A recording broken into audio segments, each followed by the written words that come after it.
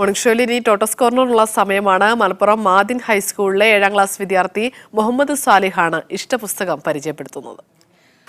മുഹമ്മദ് സ്വാലിഹിന്റെ ഇഷ്ടപുസ്തകം ഏതാണെന്ന് നമുക്ക് കാണാം ടോട്ടോസ് കോർണറിൽ.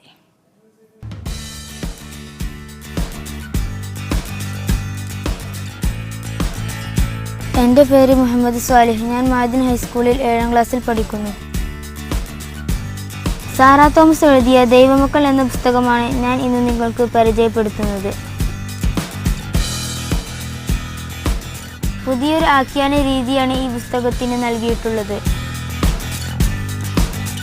നോവൽ എന്ന നിലയിലും സാമൂഹ്യ രേഖ എന്ന നിലയിലും മുൻപന്തിയിൽ നിൽക്കുന്ന കൃതിയാണ് ദൈവമക്കൾ.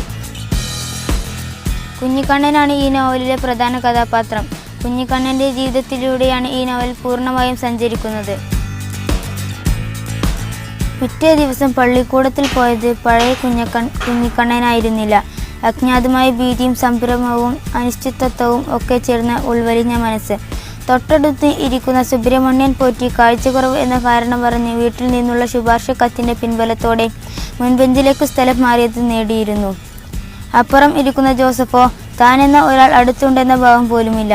തങ്ങൾക്കിടയിൽ എപ്പോഴും ഒരു നേരിയ വിടവ്. തമ്മിൽ തൊടാതിരിക്കാനുള്ള മനഃപൂർവ്വ ശ്രമമല്ലേ.